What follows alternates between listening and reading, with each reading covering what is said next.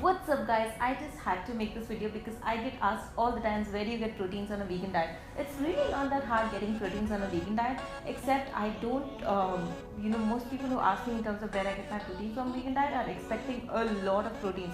And in this video I'm specifically going to show you how do you get 100 to 150 grams of protein on a vegan diet. When I say 100 to 150, what I really mean is I'm going to calculate it on a 1700 calorie diet where it comes up to 100 grams of protein.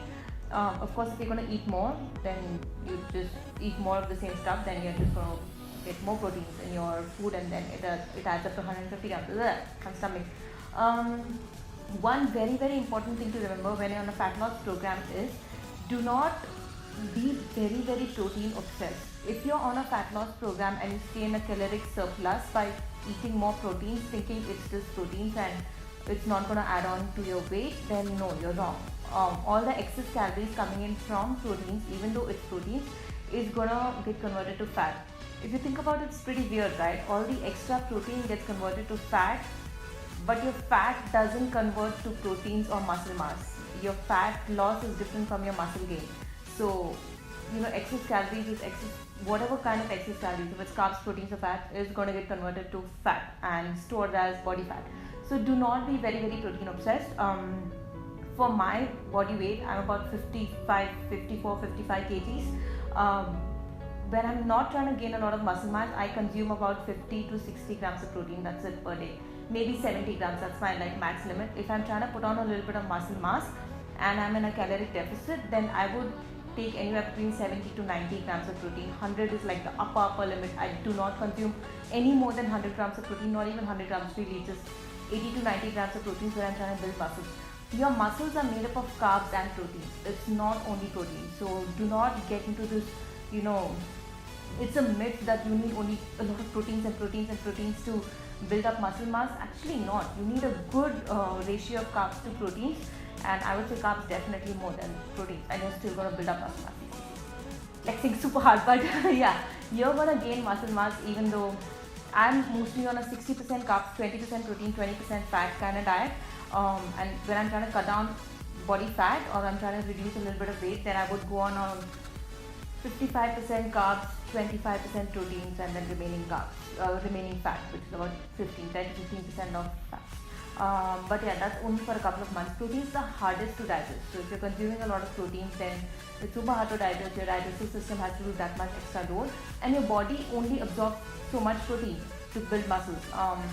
All the excess has to be processed and thrown out by the system anyway. So do not be protein obsessed.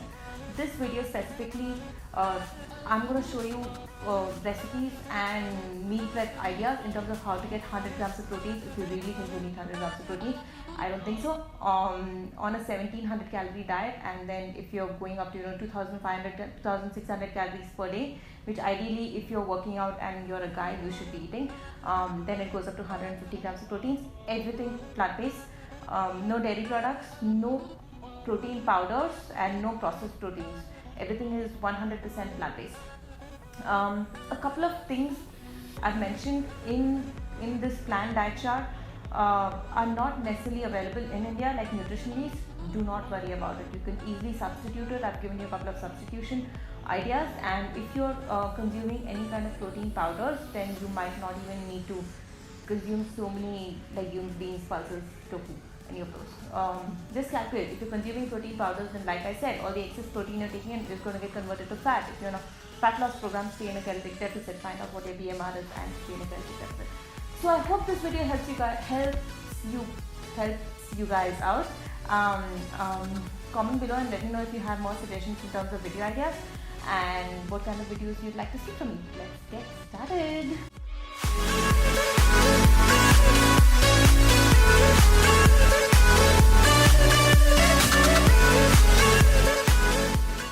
For breakfast, I suggest vegan omelets or pancakes. The exact measurements of all the ingredients and the full recipe is in the description, guys, so check that out. There's nutritional yeast, some chickpeas flour. If you do not have nutritional yeast, do not worry about it. It's absolutely fine. Just add a tablespoon of flaxseed instead and top your pancakes or omelets with avocado. So that's going to do the trick, and you're going to get the proteins anyway. So it's not, if you don't have it, don't use it. It adds a little bit of cheesy flavor, which is why I love to add it. But don't stress over it. I know it's really hard to find in India. Every time I'm traveling abroad, I get like 4 to 5 of those big tubs, and that lasts me for a couple of months. There's chia seeds. Chia seeds are loaded in omega-3 fatty acids, which is very good for you and essential. Your omega-3 ratio should always be higher than your omega-6 ratios. So make sure you're adding chia seeds or flax seeds to your breakfast every single day. I'm adding in tofu, about 100 to 150 grams of tofu. This is, I want to say it's firm tofu, but you could use the soft tofu.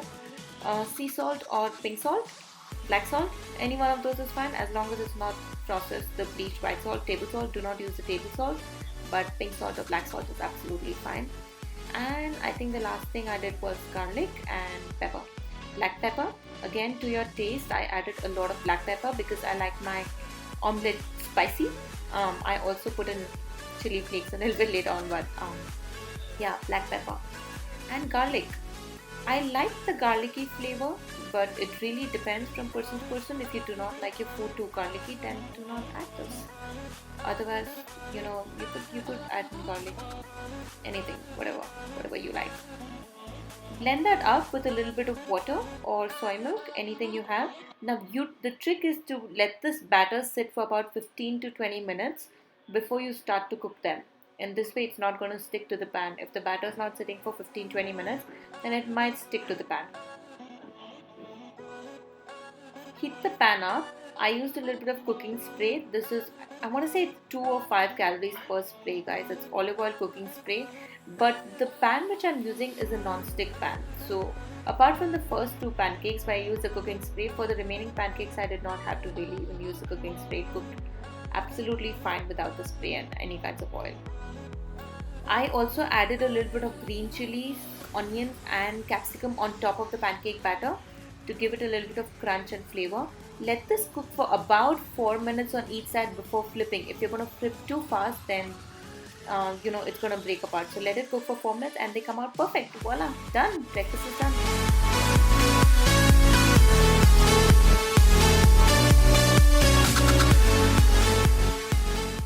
One of my favorite snacks to munch on around 11 p.m. is mung beans. Mung beans are loaded in phytonutrients and help boost immunity.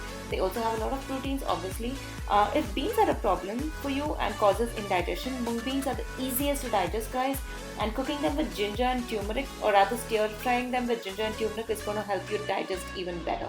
So give this one a try. It's also loaded in vitamin B1 and has a lot of antioxidant properties.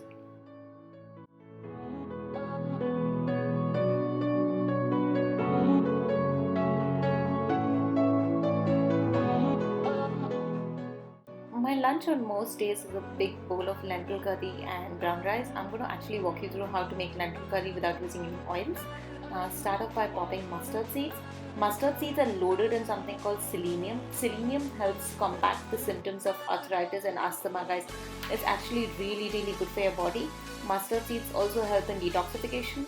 Yeah, there. Once you see the seeds popping, add in a little bit of water and let it just cook for a while. Once the seeds are a little bit more cooked, you're going to start adding in, I think I added green chilies, curry leaves, a little bit of ginger, garlic, any kind of spices. All these have a lot of medicinal properties and I highly insist that you include them in your daily cooking, especially ginger, garlic and onions. They actually boost the amount of vitamins absorbed by your body in your food. So they actually act as an agent to boost the amount of absorption of nutrients.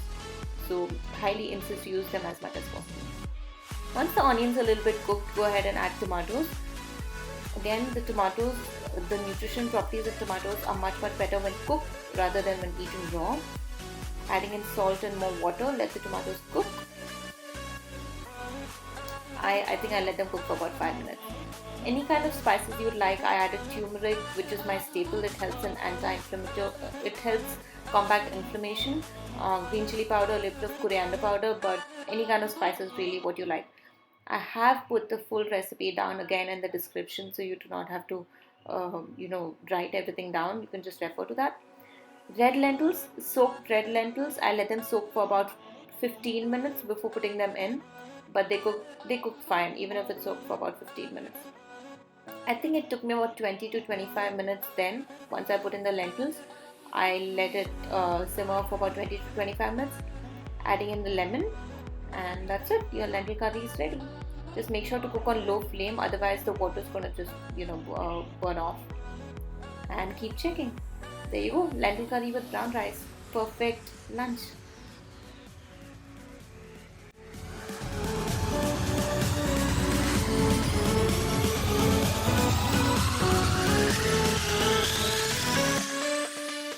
And what better evening snack can you have than a full glass of chocolate milkshake? Banana, cacao nibs, and soy milk shake is my favorite evening snacks to have, especially when it's summer and really hot outside. Cacao nibs helps boost your mood. It acts on the neurotransmitters of your brain because it's the rawest form of chocolate, really, and helps boost your mood and make you happier. They are also loaded in healthy fatty acids. I also suggest do not use store-bought soy milk. Instead, make it at home. It's fairly cheaper if you make it at home, and also doesn't have a lot of preservatives which store-bought milk has. I alternate between soy milk and almond milk all the time, so feel free to experiment.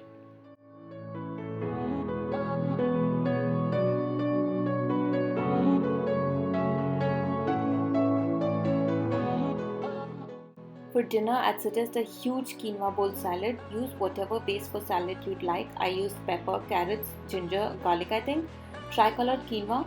Quinoa is one of the vegetarian vegan protein sources, which is a complete protein, guys. So you're getting all the essential amino acids. You do not have to have any meat, and this has everything.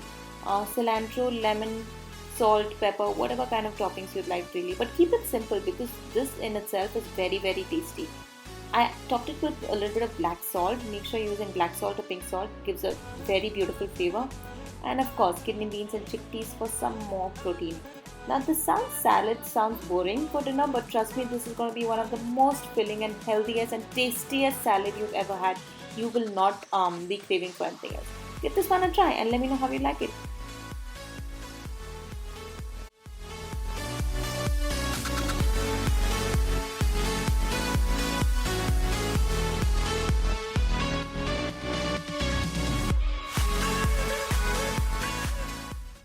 And that, guys, is how you consume 100 plus grams of proteins on a plant-based diet.